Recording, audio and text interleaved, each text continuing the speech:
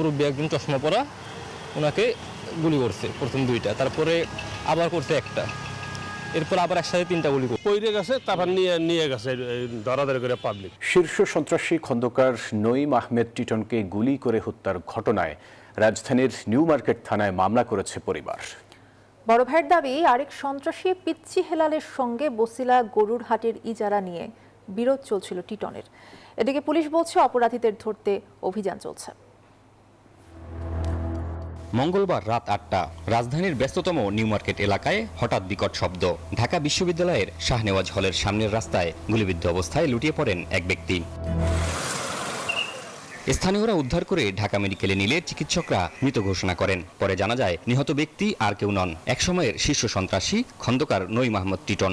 এই ঘটনায় আতঙ্কের সৃষ্টি হয় এলাকা জুড়ে। মুরব্বী একজন চশমা পরা ওনাকে গুলি করছে, প্রথম 2টা, তারপরে আবার করছে 1টা, এরপর আবার একসাথে 3টা গুলি করছে। পইরে গেছে, তারপর নিয়ে গেছে ধরাধরি করে পাবলিক। রাস্তায় চলাচল করতেছে, এরকম একটা ঘটনা ঘটবে তো এরকম তো কেউ আশা করে না।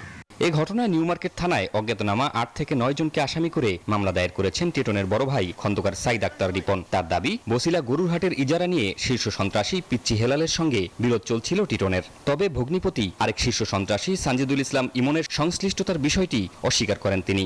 জড়িত আছে হলো পিচ্চি হেলাল, কিলার বাদল, রনি ওরূপে বাঙালি রনি, আর হলো শাহজাহান। এর 4 জন। এর 4 জনের নাম ওনার বড় ভাইকে বলে গেছে যে ওদের 4 জনের সাথে আমার ঝামেলা চলতেছে। এই শিডিউল নিয়ে যে নামগুলো দেওয়া আছে, বলছে যে এদের সাথে একটা ঝামেলা চলতেছে। পরে আবার বলছে না বড় ভাই, এদের ঠিক হয়ে যাবে না, অসুবিধা নাই, দোয়া করেন ব্যাস। পুলিশ বলছে দীর্ঘ সময় কারাগারে থাকার পর কিছুদিন আগে জামিনে মুক্তি পান টিটন। ঘটনাস্থলে সিসিটিভি ক্যামেরা না থাকায় অপরাধীদের ধরতে বেগ পেতে হচ্ছে। আমরা সবকিছুই ক্ষেত্রে দেখতেছি, যাবতীয় মামলা হয়েছে, যে সমস্ত আসামিদের নাম দেওয়া আছে বা নেপথ্যে কারা, আমরা এদের ব্যাপারে খুব কঠোর অবস্থান নিয়েছি এবং আমি বললাম, আমি আপনাদেরকে আশ্বস্ত করতেছি অচিরে আমরা এই হত্যাকাণ্ডের সঙ্গে কারা জড়িত এবং হত্যাকাণ্ডের কারণ মূলোদ্ঘাটন সহ যারা জড়িত তাদের বিরুদ্ধে আইনগত ব্যবস্থা নেব। নিহত টিটনের বিরুদ্ধে বিভিন্ন থানায় একাধিক মামলা ছিল, যার মধ্যে উল্লেখযোগ্য 2014 সালের চাঞ্চল্যকর বাবর এলাহী হত্যাকাণ্ড। শিহাব জাহিদ, নিউজ 24, ঢাকা।